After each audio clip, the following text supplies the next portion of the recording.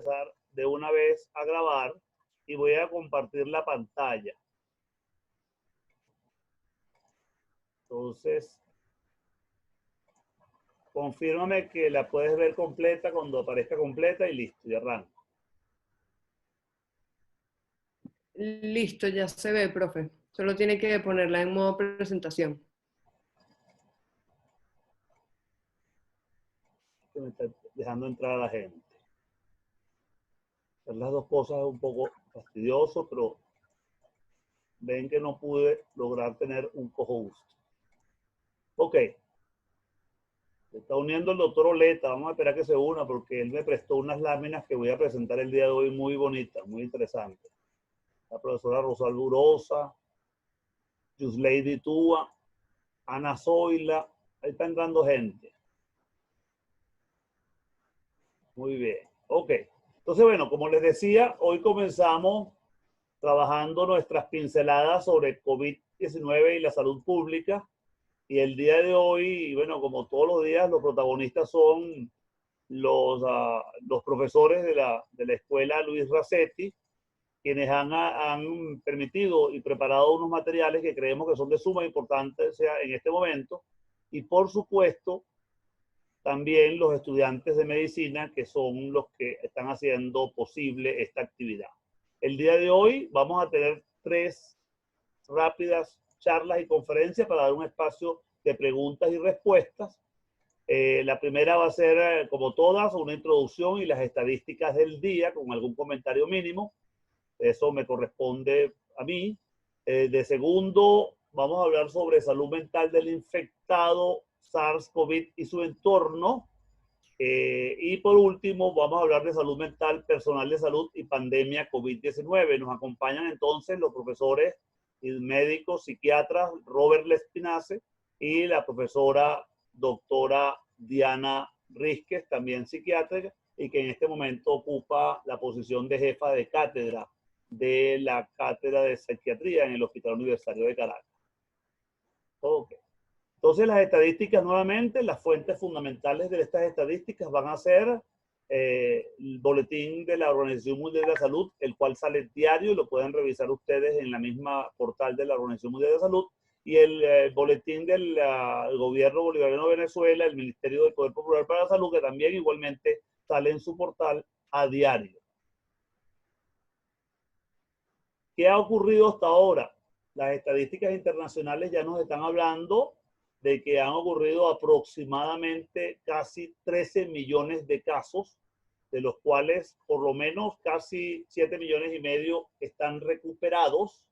Sin embargo, ya la epidemia alcanza más de medio millón de fallecidos. El número está cada día aumentando de manera importante. Entre los países más importantes sigue estando los Estados Unidos, que ocupa prácticamente 3.500.000 casos hasta el día de hoy.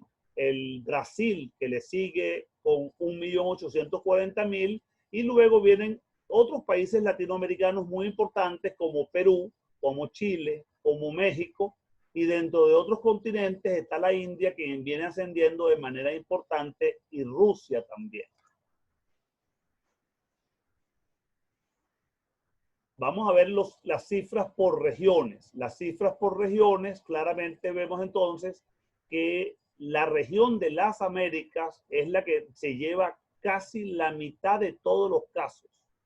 Y dentro de la región de las Américas, como veremos más adelante, está repartido entre los Estados Unidos, y de México hacia abajo tenemos el resto de los casos, siendo también la mitad de las muertes también ubicadas dentro de la región de las Américas. Una posibilidad muy real es que es el continente que más pruebas está realizando, especialmente el Norteamérica, que está realizando muchísimas pruebas. Cuando vemos este gráfico, que es muy, muy importante, interesante, porque nos permite rápidamente ver cómo vienen creciendo las diferentes regiones del mundo. La primera región que más ocupó casos fue en enero. Vemos este pequeño montículo aquí que está ubicado en China. Y vemos cómo posteriormente se produjo un pequeño aumento en el mes de abril. Pero de resto, el China y el este asiático se encuentran prácticamente, realmente con muy pocos casos en comparación al resto del globo. Luego viene en rojo Europa, que aumenta de manera importante a partir de marzo y cae también a partir del mes de junio y se mantiene más o menos estable hasta el momento, hasta la fecha ahorita. Mientras que América empieza a finales de marzo de manera importante y vemos cómo actualmente representa por lo menos 2/3 del total de los casos que se están presentando a escala global. Esta región en azul abajo es el sureste asiático y viene un aumento paulatino muy importante y se habla de que será a futuro el próximo epicentro de la epidemia. En este momento, América en su total está ocupando el primer lugar de casos a escala global. Cuando vemos el mapa, el mapeo de los últimos 7 días, mientras más oscuro esté, quiere decir que hay mayor número de casos. Así vemos que entonces en este momento tanto Estados Unidos como Brasil como la India se encuentran, la India, Bangladesh y Bután se encuentran entre los países que más han reportado casos en los últimos 7 días. Otra cosa importante que vemos aquí es que las zonas más oscuras se encuentran en América y también en el sureste asiático.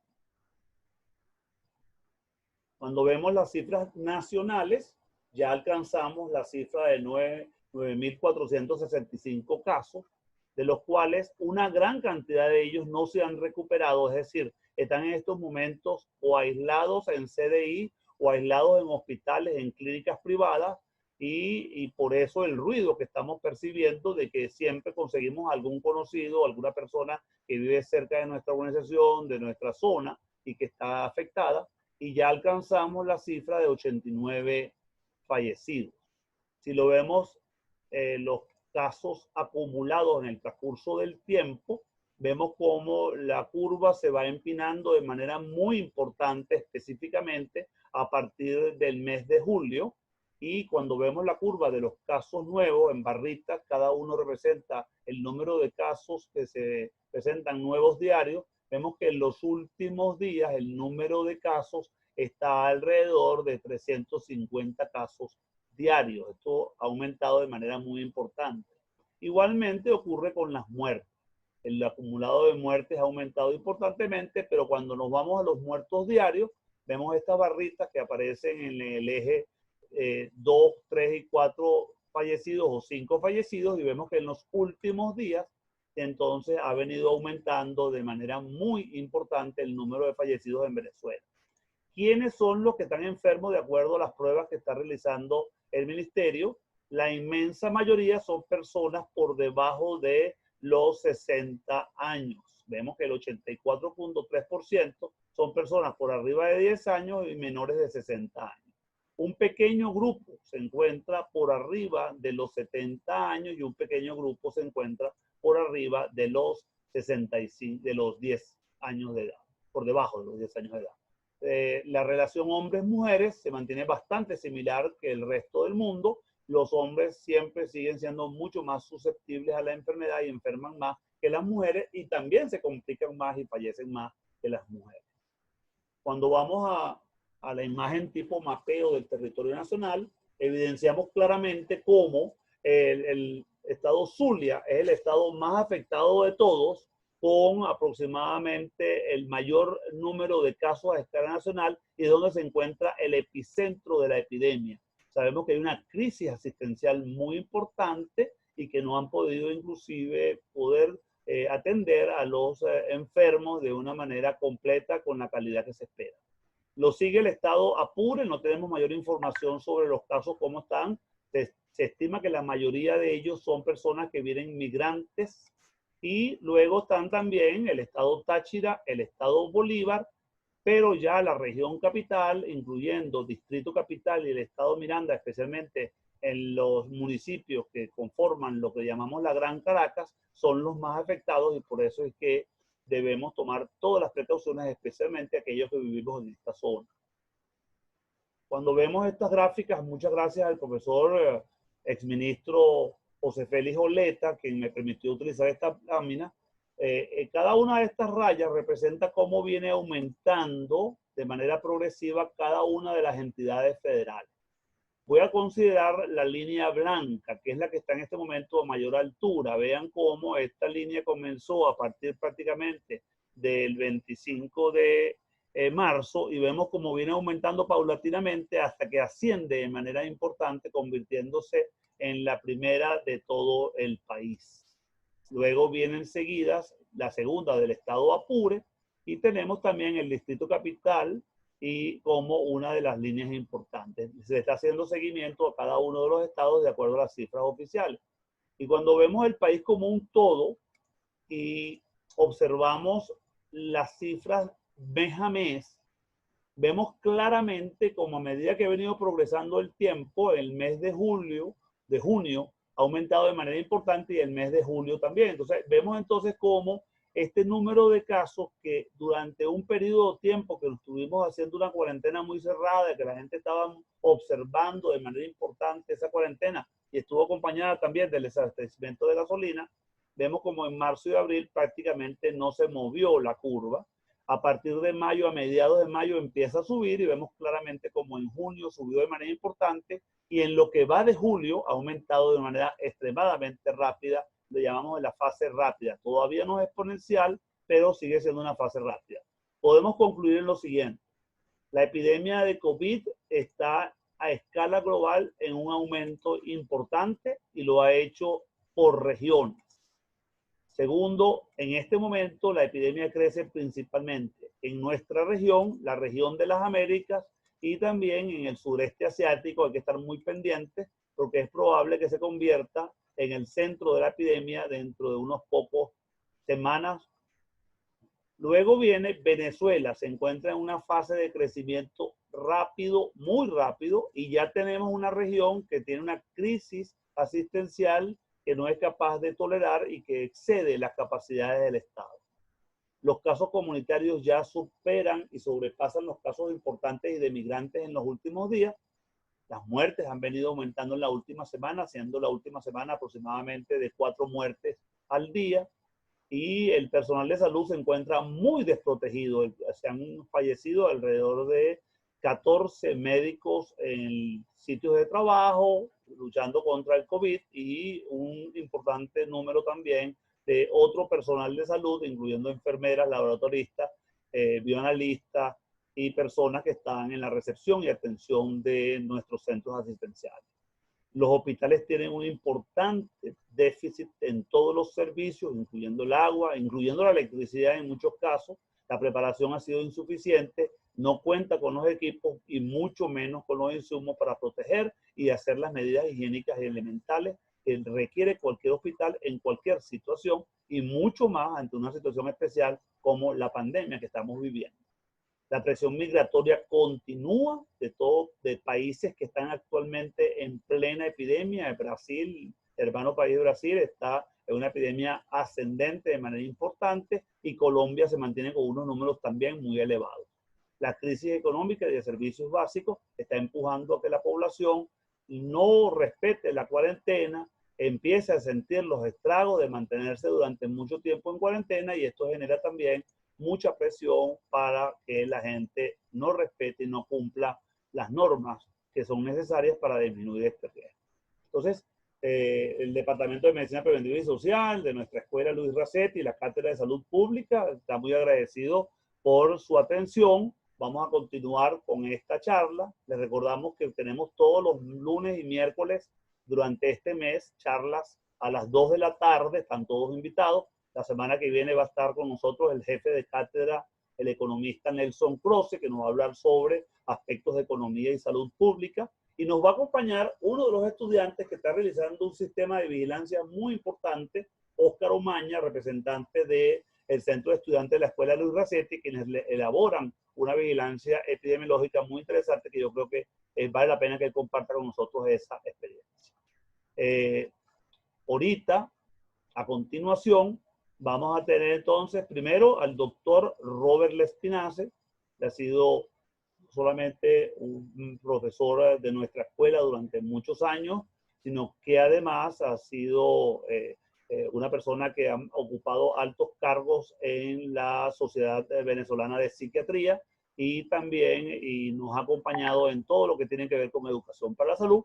Y luego va a estar de seguidas la doctora Diana Rizquez, actualmente jefa del Servicio de Psiquiatría del Hospital Universitario de Caracas, y quienes han elaborado un extraordinario trabajo para darle mayor asistencia al personal de salud, incluyendo a nuestros estudiantes de medicina, ahora con todas estas situaciones difíciles que estamos viviendo con el COVID.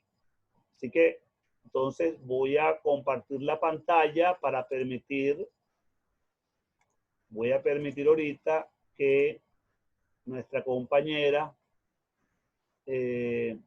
Diana, vamos a buscar la presentación de Diana, aquí está la presentación de Diana.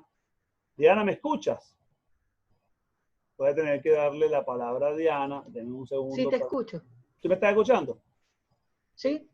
Diana. Sí, te escucho, sí te escucho. Ok, perfecto. Entonces, bueno, te voy a dar paso para que tú inicies tú, o va a ser primero Robert. Robert La Espinazo. Ok, sí. Primero es Robert. Vamos entonces, voy a volver a salir y voy a meter la de Robert. Vamos a poner la de Robert. Robert, ¿me escucha? Robert. Robert no me está escuchando. Déjame ver si es que tiene problemas de... A ver, Robert. Vamos a ver, reiniciar audio. ¿Te escucho? ¿Ya me estás escuchando? ¿Aló? Robert. Ajá. Puedes ¿Sí? hablar cuando quieras, ¿oíste? ¿Me escuchas? Yo te escucho perfectamente. Ok. Tú me dices cuando Voy te a paso tratar un tema que creo que es de suma importancia, sobre todo porque nos está afectando por igual a casi todas las personas en el país. Y es la salud mental de las personas que están afectadas por la enfermedad y al mismo tiempo los contactos de la enfermedad. Y esto obedece a una serie de medidas que se han tomado desde el punto de vista sanitario para lograr detener el avance de la pandemia. El primer factor que desencadena los trastornos emocionales en nuestro país y en el mundo son el que se trata de un acontecimiento totalmente desconocido, jamás lo hemos vivido nosotros como generación y al mismo tiempo pues inesperado. De repente aparece un hecho que se va diseminando paulatinamente y en forma difusa y con una información muy errática, poco clara, se va diseminando a través del tiempo los medios de comunicación y la gente se va enterando de un proceso que está ocurriendo y que evidentemente no sabe qué está pasando ni sabe cómo abarcarlo. Esta diseminación de la enfermedad se va extendiendo en una forma muy rápida a otros continentes, a otros países primero y a otros continentes después. Y este rápido avance en el número de casos nuevos y al mismo tiempo el reporte de fallecidos causados por esta enfermedad que hasta ese momento era desconocida, pues crea un nivel de tensión, de angustia, de inquietud, de tranquilidad, que es un factor... Puede ver si hay un spray en el carro, no lo consigo el que esta mañana. Perdón, que empieza a afectar un poco la relación de las personas con la enfermedad. Esta información, el desconocer las formas de contagio, la manera como esta enfermedad también pues rápidamente se podía transmitir a otras personas y el descubrimiento que la transmisión aérea es la más contundente, la más importante, va a hacernos sentir una gran vulnerabilidad, una gran sensación de tensión, de angustia, y esto va a ocasionar la percepción de la enfermedad sea una percepción bastante intensa. Esto origina unas medidas epidemiológicas que conocemos, que manejamos, que ya hemos conocido, y a través del manejo, pues la gente se ha enterado de cuáles son las maneras como se atiende un proceso epidémico.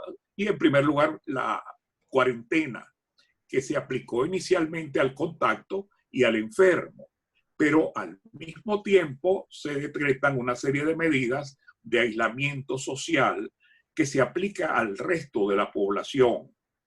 Esta situación va a crear una reclusión de las personas en sus residencias, la restricción a la circulación, al tránsito libre, el confinamiento en un espacio que en muchas ocasiones es muy estrecho para el núcleo familiar, y la suspensión de actividad tanto laboral como productiva, que es un factor que se añade como elemento de tensión emocional. Esto también lleva consigo la suspensión de algunos servicios públicos y de gestiones, de trámites, de actividades cotidianas que para algunos pues era indispensable, sobre todo las personas con problemas a nivel judicial, los problemas de registros, los problemas de transacciones. Todo esto va atrayendo como consecuencia una preocupación, una ansiedad, una tensión, y las personas van cada vez recibiendo una serie de elementos en el ambiente que van produciendo un cierto malestar. Al mismo tiempo, como medidas que todos conocemos, la suspensión de la actividad docente se hace presente desde el punto de vista de la suspensión presencial, y a nivel primario, a nivel secundario y a nivel universitario, pues se suprime toda actividad de tipo escolar o de tipo educativa. El aislamiento empieza a surgir tanto en los estados como en las poblaciones. El desplazamiento se ve restringido, y también hacia los países. Esto va a traer como consecuencia que muchas personas se queden de alguna manera varadas en algunos sitios donde no tienen ni siquiera recursos, no tienen vivienda, no tienen una serie de elementos, ni tampoco la manera de cómo mantenerse en esos sitios por el tiempo en que dure el impedimento de movilización. Todo esto, aunado a lo que es en sí la cuarentena, que va a producir una restricción de la libertad, donde las personas están retenidas en su sitio de habitación. Al mismo tiempo se produce la separación y el aislamiento de las personas que se identifican como contacto y las personas que se identifican como enfermos del COVID-19. Esto evidencia elementos que distorsionan la dinámica vivencial. La persona empieza a tener una serie de situaciones que no tenía prácticamente previstas, y al mismo tiempo la rapidez con que avanzan los cuadros hace que las personas se vayan angustiando enormemente. Estos cuadros van a traer esta situación que les describo rápidamente, que todos conocemos, va a traer una serie de consecuencias.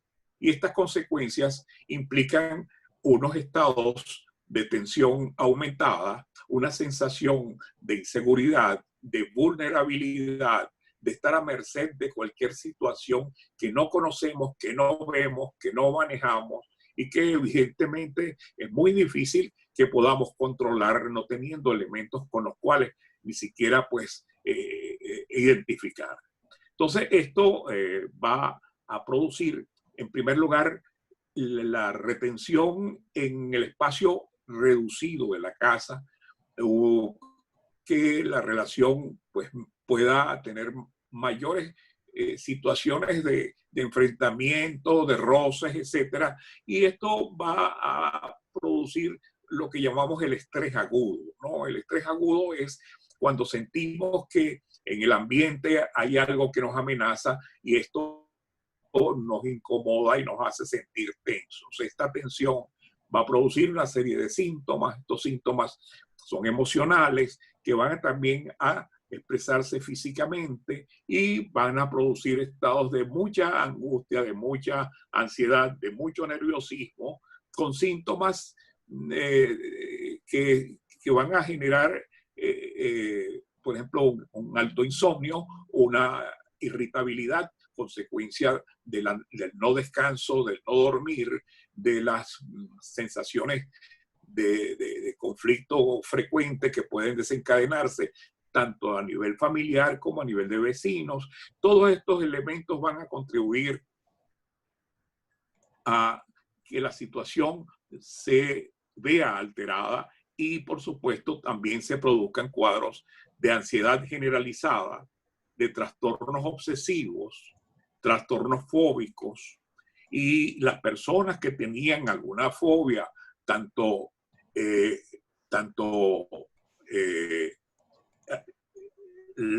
la fobia derivada de la relación con algunos elementos al que les producen temor y angustia, pues se hacen más intensas y por supuesto las vemos con más frecuencia y más alteradas. Al mismo tiempo, la agorafobia, que es el temor a las reuniones o a la presencia de personas en el ambiente, grupos de personas, el estar en multitudes también se va exacerbando. Esto pues va creando situaciones que sintomáticamente van a manifestarse tanto desde el punto de vista emocional como el cambio de humor, el cambio de funciones y el cambio también de relaciones entre las personas que conviven.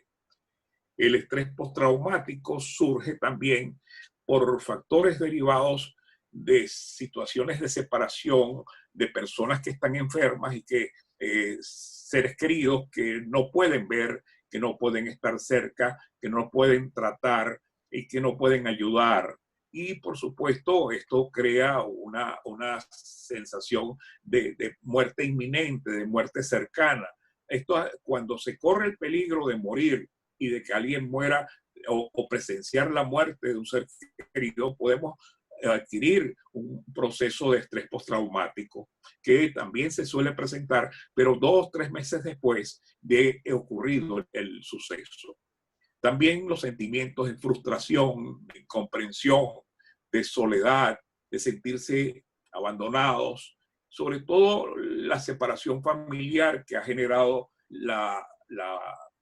el éxodo de nuestros compatriotas, que va a determinar el que muchos estén solos tanto en el país como fuera del país. Y la soledad es terrible porque es una de las enfermedades más terribles, pero que no tiene medicación para ella. La única alternativa para el tratamiento de este tipo de enfermedades es el amor, el afecto y la compañía. El otro elemento es el sentirse abandonados, el no tener la posibilidad de compartir, de disfrutar y al mismo tiempo de ver el abandono que produce por no poder tener acceso al paciente que tenemos en la familia. Esto va a producir fuertes miedos, ansiedades y también se presenta con frecuencia lo que se llama el síndrome de la cabaña, que se conoce como el hecho en que la persona, después de un tiempo de confinamiento en la casa, tiene un gran temor a salir y le cuesta mucho asumir la posibilidad de desplazarse, de salir, de tener la ocasión de enfrentar de nuevo a la comunidad del sitio donde vive. Todos estos elementos se van a presentar como consecuencias desde el punto de vista ansioso, desde el punto de vista de angustia, de ansiedad, de tensión. El otro elemento que también surge en estos casos es la presencia de cuadros depresivos. Cuadros depresivos producto también de la soledad, del sufrimiento de familiares que no puede acompañar en su dolor, en su sufrimiento, en su estado, el aislamiento en que se encuentra y al mismo tiempo, pues, todos estos elementos van a producir una gran tristeza y, por supuesto, esto afecta enormemente el ánimo de las personas. Las depresiones se reagudizan las personas que pueden tener también tendencia a hacer cuadros depresivos, pues se reagudizan y en estos casos pues requieren atención de inmediato y ayuda terapéutica al mismo tiempo que psicoterapéutica. El otro elemento que se añade a toda esta situación es el luto, que produce la pérdida de un ser querido. Y el luto en estos casos, cuando no se puede acompañar a la última morada del ser querido, cuando no se puede acompañar en sus últimos momentos, no se puede estar cerca, no se puede hablar, no se puede besar, no se puede acercar, eso crea unos elementos graves dentro del proceso del duelo. El duelo es una secuencia de situaciones que se van presentando cuando tenemos una pérdida. Y frente a esta pérdida, este duelo va a generar muchas veces un duelo patológico, porque no hay una elaboración adecuada del duelo, no hay la visión del ser perdido, no hay el acompañamiento del ser perdido y por supuesto todos estos elementos crean diferencias en lo que es normalmente la pérdida de un ser querido y por supuesto el elaborar y asumir lo que ocurre en nuestras vidas. Esto es un elemento que se está presentando con mucha frecuencia y que cada vez vamos a tener que lidiar más, sobre todo psicoterapéuticamente, para lograr ayudar a estas personas que no han tenido la ocasión de despedir a sus seres queridos, que han desaparecido de sus vidas y que tristemente pues no pudieron ni siquiera pues aliviarles o expresarles el amor, el cariño y la atención que quisieran dar. Esto aunado a la serie de situaciones que se añaden desde el punto de vista económico, porque esto afecta económicamente a la familia, los recursos escasean, las personas que requieren obtener sus recursos día a día porque tienen un negocio propio, no lo pueden abrir, y esto ha creado problemas económicos graves que han desencadenado también en situaciones muy intensas que lleva además de las situaciones de pérdida, las situaciones de miedo, las situaciones de vulnerabilidad, el aumento de suicidios en el país. Sobre todo el suicidio en adolescentes, que estamos viendo con mucha frecuencia, vinculado también a lo que es la frustración y el no ver salidas, aún haciendo un gran esfuerzo por lograr llegar a tener una profesión, a tener una serie de condiciones para enfrentar la vida. Todos estos elementos se añaden, a todos estos elementos se añaden también el aumento de las adicciones o el aparecer nuevas adicciones. Y por supuesto, entre ellas está el consumo de alcohol, el consumo de drogas, o de medicamentos que pueden producir hábito de acostumbramiento y también el consumo excesivo de ellos y adicción de las sustancias de abuso que lamentablemente se incrementa con mucha frecuencia.